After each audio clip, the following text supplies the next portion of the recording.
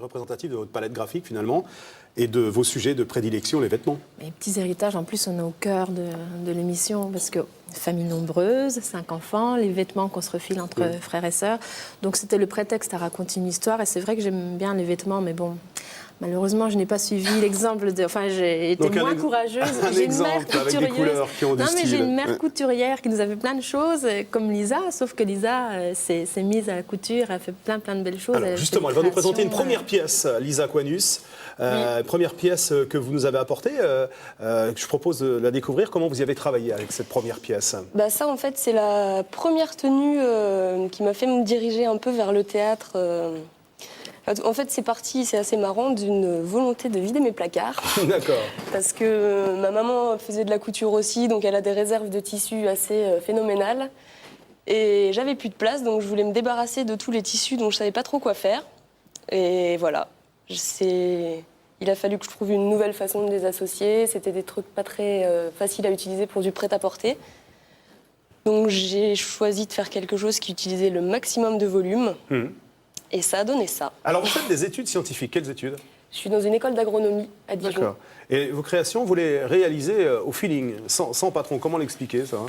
En fait, j'ai aucune... mis à part ma maman qui m'a appris quelques petits trucs, mais j'ai aucune formation technique, donc ça vient vraiment comme ça, avec l'envie d'évoluer. Et j'ai vraiment toujours fait des vêtements qui me plaisaient à moi.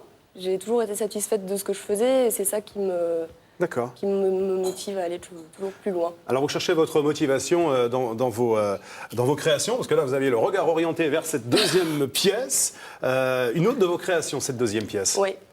C'est un peu le même principe, mais là je suis allée chercher des tissus en fonction de ce que je voulais plutôt, ce qui est assez rare.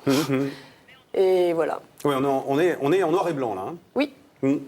Voilà. Pourtant, c'est étonnant, c'est à l'opposé de la première pièce, que là on a défini votre travail comme un monde très coloré, enjoué. Là, pourquoi le noir et blanc?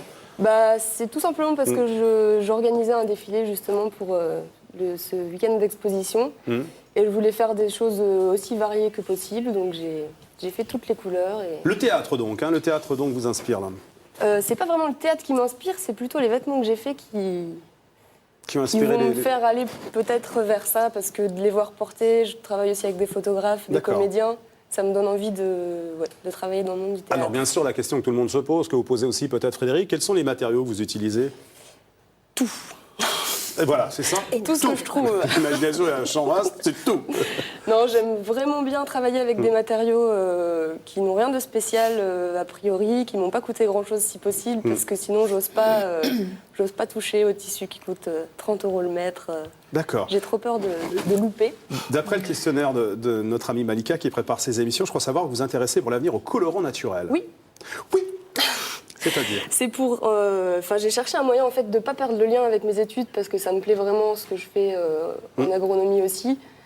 Et je voudrais profiter du fait que j'ai des connaissances dans ces deux domaines pour monter un projet qui me permettra de lier les deux. Donc j'avais pensé au colorant naturel, mais ça peut être aussi les tissus à base de chanvre, de lin, de bambou. Alors là, vous allez être embêté parce que vous allez ni plus regarder le présentateur, ni ce modèle qui vous inspire, mais le troisième modèle. Comment faire? Alors, pour présenter le troisième modèle, c'est votre troisième création. Tout ce que je vous ai amené là, en fait, c'est vraiment sur le même principe. C'est des tenues très théâtrales que j'ai fait donc pour ce défilé. Là, c'est pareil, c'est de la récupération, des petits bouts de rivets, de rideaux sur le col. J'ai mis tout ce que je trouvais dans ces trois tenues. Nous, on a trouvé votre site, qui est en lien avec le nôtre, c'est loalice.book.fr. Vous pouvez le trouver, ce site, en lien donc avec le site de France3.fr. Un grand bravo, un grand merci. Merci. En plus, c'est souriant, c'est léger, c'est Frédéric. Et je suis grande amie avec sa tante Corinne Barilla. Mais vous connaissez tout le monde, c'est extraordinaire, Frédéric. Merci beaucoup. Grande journaliste. Non, mais c'est incroyable. Alors vous connaissez du monde, c'est marrant parce que mais tout à fait. Alors que vous, en début d'émission, vous avez avoué travailler comme ça toute seule, mais je me aperçois que je me rends compte que finalement, je suis très. C'est bien, tant mieux. Vous apprenez quelque chose.